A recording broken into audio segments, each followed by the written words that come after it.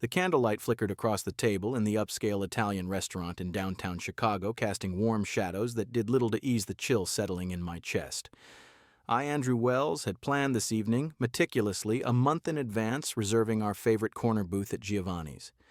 It was our 11th wedding anniversary, and I'd spared no detail: a bouquet of red roses, Melissa's favorite, arranged in a crystal vase, a bottle of vintage Chianti we'd first tasted on our honeymoon in Tuscany, and the decadent chocolate mousse dessert with 11 years of love scripted in elegant white chocolate across the top. At 38, as a leading interior architect in the city, I prided myself on creating spaces that evoked emotion, but tonight, all I wanted was to evoke that spark in her eyes again. Melissa sat across from me, her green eyes catching the light, but there was no warmth in them anymore. She wore the emerald dress I'd bought her last Christmas, the one that hugged her figure perfectly, but her posture was distant. Her fingers idly twisting the wedding ring on her left hand, a habit I'd come to recognize as a prelude to something uncomfortable. We clinked glasses and I leaned in, smiling. To us, Mel, 11 years, and I'd do it all over again. She took a sip of the wine, then set the glass down carefully, her expression shifting to something resolute. Andrew, I need to tell you something. My fork paused midair, hovering over the pasta. I nodded, encouraging her. Anything. What's on your mind? She glanced away for a moment, then met my gaze. Tonight I'm going to see Liam again. The name hit me like a sudden draft through an open window. Liam? Liam Ellis, she clarified, as if it were the most casual thing. The guy from college who used to perform in those campus bands. He's famous now, a singer with hits on the charts. He's back in Chicago for a show this weekend. I set my fork down slowly, my appetite vanishing. Liam Ellis. I'd heard the name in passing over the years, a fleeting mention from her college stories, but never with this kind of weight. And why now? She leaned back, still twisting that ring. He's been messaging me on Instagram for a few weeks. We have some old memories, unfinished business. You get it right. It's just closure. My throat tightened. Closure? What does that mean, exactly? Her voice softened, but there was an edge to it, like she was explaining something obvious. I'm meeting him at his hotel after the show. Just one night, Andrew. Then I'll be home in the morning. Our marriage is solid. We can handle this. I need to put this fantasy to rest so I can move on fully with you. One night, with another man, on our anniversary. The words echoed in my mind, each one a sharper stab than the last. I'd built my life around her turned-down international gigs that would have taken me to Europe for months because she wanted stability, a husband who came home every night. I'd shelved my more experimental designs, the ones that pushed boundaries to focus on reliable corporate contracts that paid the bills and kept our life comfortable. And now this, I let out a short, incredulous laugh, not from amusement, but from the sheer absurdity. You think this is normal? That I can just sit here while you spend the night with your college crush? Her eyes narrowed slightly. Don't make a big deal out of it, Andrew. It's just one night, for closure. It doesn't mean anything to us. Us, I echoed, my voice low and strained. This isn't about us being solid. This is about respect, or the lack of it. You're treating our marriage like it's optional. She stood up, then smoothing her dress with a practiced grace, grabbing her purse. I'm going. We'll talk tomorrow. Don't overreact. As she walked away, her heels clicking against the tiled floor, I sat there alone. The waiter approached, hesitantly, asking if everything was all right. I nodded numbly, staring at the untouched mousse, the roses wilting slightly in the vase. The restaurant buzzed around me, couples laughing, glasses clinking, but I felt isolated, like the world had narrowed to this single moment of betrayal. I didn't cry. I didn't drown my sorrows in the wine. Instead, I pulled out my phone and scrolled to an old email from Form 47 Studio in Denver, the offer I'd turned down 2 years ago because Melissa had said she needed me close, not chasing dreams across the country. The subject line stared back. Opportunity of a lifetime. Still interested. My finger hovered over the reply button.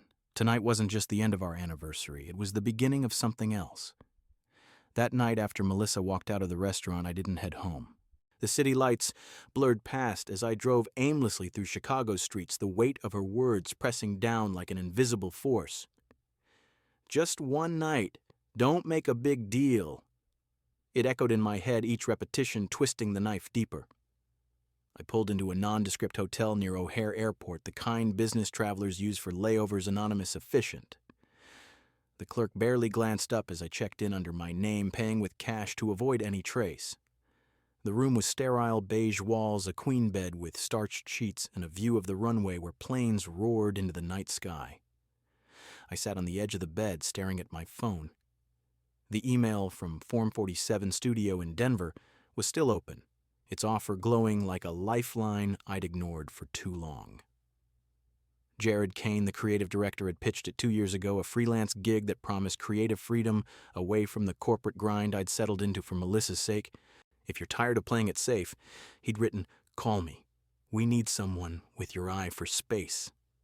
I'd turned it down, then citing family commitments, her words, "Really, we need stability, Andrew.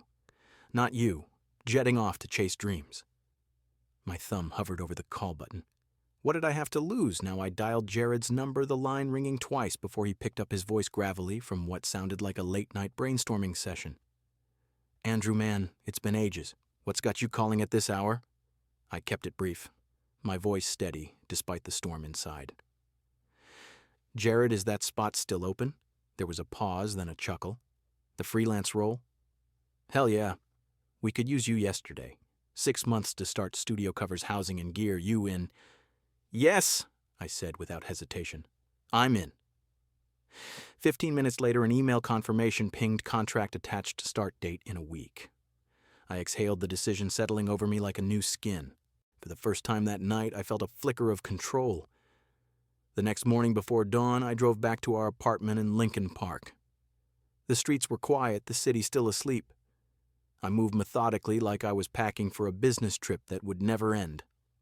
Half the closet was mine suits, shirts, jeans. I folded them into 2 suitcases.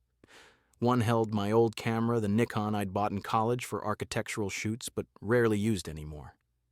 The other sketchbooks filled with designs I'd never pitched ideas too bold for my safe job. I left her clothes, untouched her jewelry on the dresser. In the bathroom, I cleared out my razor toothbrush, the cologne she'd picked for me. The desk in the study, I wiped it clean, transferring files to my laptop and deleting shared accounts. Before leaving, I logged into our joint bank app. We had a shared checking account, nothing extravagant, but stable. I transferred exactly half to her personal account, leaving a digital trail that was fair legal. Then I canceled the auxiliary cards, the Amazon Prime she used for impulse buys, the Netflix we'd binged on weekends, the Spotify playlist we'd curated together. No malice, just severance. I didn't touch the mortgage. I owned the place outright from an inheritance years ago, but I'd handle that later through lawyers. As I zipped the last bag, my phone buzzed. A text from Melissa. "You making a big deal out of this. Come home, we'll talk." I stared at it, then powered off the phone. No response. That was the point. By noon, I was at the airport boarding a flight to Denver. The ascent felt symbolic, leaving the flat Midwestern skyline for the jagged Rockies. Jared met me at Denver International, his pickup truck idling curbside. He was in his 40s, bearded, with the easy grin of someone who lived for design over deadlines. "You look like a man who's been through the ringer," he said, clapping me on the back as we loaded my bags. I am," I replied, and left it at that. No explanations, no sob story about the wife who'd chosen a one-night fling over our life together. The studio apartment they provided was basic, a loft in Lodo with exposed brick and high ceilings that begged for sketches.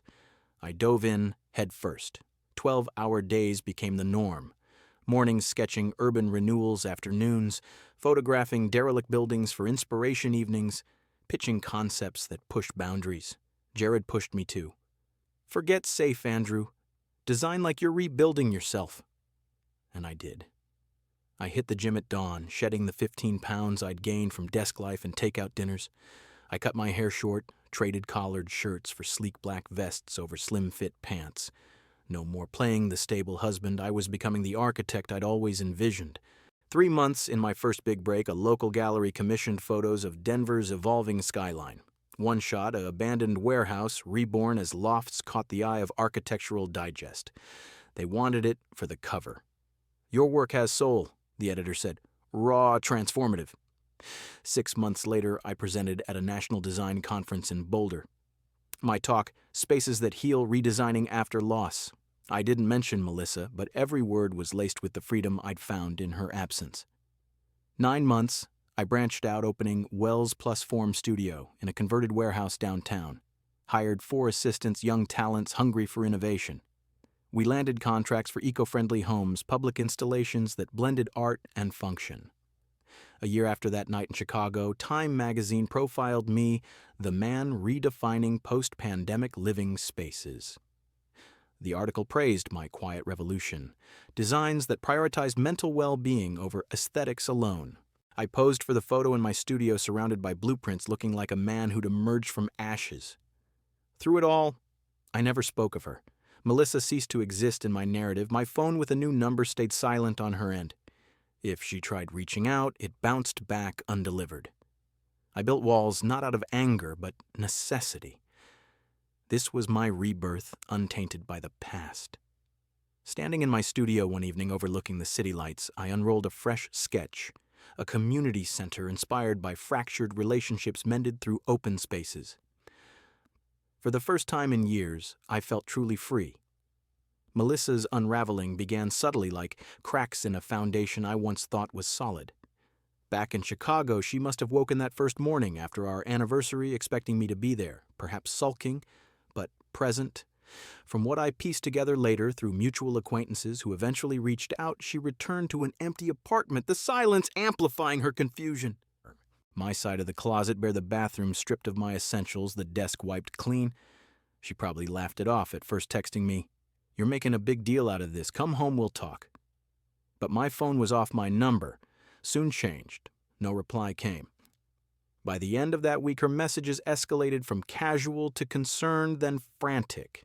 She called my office only to hear from my secretary, "Mr. Wells has resigned. No forwarding address." I'd given 2 weeks' notice via email the night of the dinner, citing personal reasons. My boss understood. We'd discussed my burnout before. Melissa, however, didn't. She started calling friends, family, anyone who might know where I'd gone. But I'd been deliberate. No goodbyes, no hints. I vanished like a ghost from our shared life. In Denver, I threw myself deeper into work, the routine a balm against the occasional ache of what I'd left behind. Form 47. Studio became my sanctuary. Jared assigned me a project revamping a historic downtown building into mixed-use spaces, offices above, galleries below. I sketched late into the nights, incorporating elements I'd long suppressed, fluid lines inspired by nature, interactive installations that encouraged human connection. The project won a local award, and suddenly invitations poured in. A TV producer in Boulder contacted me about hosting a series on sustainable design. "Your vision is fresh," she said. "Raw, like you've got something to prove." I did. Hosting Reimagined Spaces started as a side gig, but exploded. Episodes aired on a niche cable channel, then streamed online, garnering views in the millions. Viewers connected with my story, not the personal one, but the narrative I wove, how environments could heal fractured lives. I hired staff for my budding studio, a young photographer, 2 designers fresh from RISD, and an admin to handle the chaos. Contracts followed: eco homes for tech execs, public art for city parks. Men's Journal profiled me, the architect who redesigned himself from the ground up. The article focused on my physical transformation too, the gym-honed physique, the sharp style, but I steered interviews toward the work. No mention of Melissa. She was a closed chapter. Meanwhile, her world crumbled. By the 4th month, the mortgage notice arrived. The apartment was in my name alone, a detail from early in our marriage when I'd inherited the down payment from my late uncle. I'd never transferred it jointly at oversight, that now worked in my favor. She had 60 days to vacate. She moved to a cramped 1-bedroom in a less desirable neighborhood. No dishwasher, no whirlpool tub, no morning coffee rituals. Her job at the marketing firm suffered. Performance reviews noted her distraction, leading to her layoff. Budget cuts, they said, but she knew better. Nights blurred into wine-fueled regrets, scrolling through old photos of us, wondering where it went wrong. She confided in friends, but sympathy waned. "You told him it was just one night," One asked, incredulous. Isolation set in. She hired a private investigator, a expense that drained her savings. The report was clinical. Subject resides in Denver, Colorado, employed at Form 47 Studio, no signs of distress or danger. Appears stable and focused on career. Attached were photos me at a conference speaking confidently. Me in my loft sketching by window light. No women. No drama. Just a man who'd moved on. The tipping point came when she stumbled upon my TEDx talk online. To become your best self, I said on stage spotlights casting long shadows. Sometimes you must let others confront their worst. The audience applauded. She vomited in her sink, the words hitting like accusations tailored for her. Just one night had snowballed into this, her life in ruins, mine ascending. It was around then that I met Claire. She was a guest lecturer at the University of Colorado teaching a seminar on art and architecture. We crossed paths at a gallery opening, her critiquing an installation, me defending its intent. It's too safe, she said, her dark eyes challenging. Push the boundaries. We talked for hours, her intellect sharp, her laugh genuine. No games, no expectations. Our first date was a hike in the foothills discussing how landscapes inspired design. She was independent, a widow, who'd rebuilt her life through teaching. Loss teaches you to value what's real, she told me once over coffee in my studio. I nodded, sharing fragments of my past, not the betrayal, but the rebirth. Claire didn't pry. She understood silence as strength. As my success grew, signing a book deal for Healing Through Design. Keynoting events, Melissa's despair deepened. She messaged old mutual friends asking if I was okay. Most ignored her. A few relayed polite deflections. One night, she even tried contacting Liam Ellis via social media, perhaps seeking validation, but he blocked her. The man who'd been her closure wanted no reminders. I stood on my balcony one evening, the Denver skyline sprawling below Claire beside me, planning our next collaboration, a public sculpture blending her art with my architecture. The phone in my pocket, silent for months, felt like a relic. Melissa's world was collapsing under the weight of her choices. Mine was expanding because I'd chosen to walk away. For the first time, I felt not just free but whole. 1 year, to the day after that disastrous anniversary dinner, I sat in my Denver studio, the afternoon sun slanting through the floor-to-ceiling windows, casting long shadows across my drafting table. The space buzzed quietly, my team wrapping up a pitch for a major eco-resort and Aspen sketches pinned to every wall.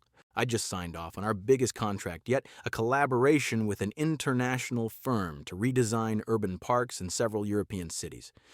The deal was worth millions, but the thrill came from the creative freedom it promised, blending sustainable materials with interactive elements that invited community healing. Claire was there perched on a stool reviewing blueprints for our joint project, a sculpture series for the Denver Art Museum. Her presence had become a constant in my life, calm, inspiring, without the drama of the past. This curve here, she said, pointing to a line on the page, it needs more flow. Like a river adapting to obstacles. I nodded, making the adjustment. Our plans extended beyond work. We talked about a weekend getaway to the mountains, just us, no distractions. My phone vibrated, a reminder from my lawyer. I'd instructed him months ago to prepare the divorce papers, clean, uncontested, filed from Colorado to avoid any Chicago complications. No alimony demands, no custody battles. We had no kids, just dissolution. I'd signed them digitally that morning, attaching a neutral note from his office. Please respond within 14 days or the filing will proceed unilaterally. No personal message, no accusations, just finality. The package was en route via certified mail landing in Melissa's mailbox that afternoon. I didn't dwell on her reaction. Visualizing it felt unnecessary. Instead, I focused on the resort pitch refining details until Claire suggested we break for coffee. As we stepped out into the crisp Denver air, I felt the chapter closing not with vengeance, but with quiet resolve. Back in Chicago, Melissa must have heard the mail slot clatter. Perhaps she was in her small apartment, the one she'd rented after the eviction notice forced her out of our old place. The envelope would have looked official return address from a Denver law firm she'd never heard of. Tearing it open, her hands might have trembled as the document spilled out, pages of legalese, my signature, at the bottom, cold and precise. Panic would set in. She'd grab her phone, dialing my old number, disconnected. Emailing the address I'd used for years bounced back as invalid. Social media, my profiles set to private, no mutual friends, left to bridge the gap. The realization dawning, I wasn't hiding. I'd simply erased her from my world. That evening, as the sun dipped low over the Rockies and I shared a quiet dinner with Claire discussing our sculpture's thematic ties to resilience, Melissa drove through Chicago's traffic-choked streets. She headed to Giovanni's, the Italian restaurant where it all unraveled. Parking haphazardly, she entered requesting our old corner booth. The waiter recognized her, faintly seating her with a polite nod. "A glass of your finest red," she ordered, her voice steadier than she felt. The wine arrived deep crimson in the glass, but as she sipped, the empty chair across from her stared back. Memories flooded me, presenting the roses, toasting to us, her casual dismissal echoing in the quiet hum of the dining room. Just one night. Now that night had stretched into an abyss. In her haze, she might have pulled out her phone again, messaging Liam Ellis, perhaps a desperate bid for validation from the man who'd sparked it all. But his account would block her, a digital door slammed shut. Tears came, then silent at first, then unchecked. Patrons glanced away, the waiter offered water discreetly. She sat there, the mousse uneaten, if she'd ordered it, the bouquet absent. The weight of isolation pressing down, job-lost friends, distant savings, dwindling. Just one night had cost her everything, not through my revenge, but her own choices. Back in Denver, as Claire and I cleared plates from our meal, my phone pinged a confirmation from the lawyer. Package delivered and signed for. I glanced at it, then powered down the device. The Seattle exhibition loomed a showcase of my latest works, including the sculpture with Claire. I was ready, contracts signed, team aligned, life rebuilt. No looking back. 2 years after that fateful anniversary, I stood on the stage at the National Architecture Exhibition in Seattle, the auditorium packed with industry peers, critics, and enthusiasts. The lights were bright, the air humming with anticipation. My keynote focused on love and design, choosing spaces that endure. Claire stood in the wings, her supportive smile a quiet anchor. True love, I said into the microphone, my voice steady and resonant, is about choosing someone every day, even when other options tempt you. It's not a fleeting night, it's a commitment to build something lasting. The applause was thunderous, but as I stepped down, a familiar voice cut through the crowd in the lobby. "Andrew." I turned, and there she was, Melissa, looking diminished in a simple blouse and skirt, clipboard in hand, likely covering the event as a freelance PR rep. Her eyes were wide, face pale under the fluorescent lights. She stepped forward hesitantly, the sea of attendees parting around us. "Melissa." I acknowledged, my tone neutral. No trace of the old warmth or pain. She swallowed hard. I just wanted to say I'm sorry. For everything. That night, Liam, it was a mistake. I see now how much I lost. I nodded, once glancing at Claire as she approached. I know. Tears welled in her eyes. "Andrew, you were everything to me. I was wrong." Claire slipped her hand into mine, her presence a gentle reminder of the life I'd built. "Claire," I said evenly, "this is Melissa, the one who helped me understand who I truly am." Melissa's gaze flickered between us, realization dawning. "Please," she whispered, voice breaking. "We can try again." "No," I interrupted softly. "Some things can't be rebuilt." She reached out as if to touch my arm, but stopped. "I loved you once," she said, her words fragile. I met her eyes one last time. "And I loved you. But the man you loved died. That night when you thought just one night was excuse enough for betrayal." Claire and I turned away, weaving through the crowd toward the exit. Behind us, Melissa stood alone, sobs muffled by the chatter. The exhibition lights gleamed on, indifferent. As we stepped into the Seattle night, Claire squeezed my hand. I'd become the man she deserved, untouchable by the past, defined by my choices. Melissa's plea echoed faintly, a ghost I'd long exorcised. Some losses were permanent, and in that truth I'd found my freedom.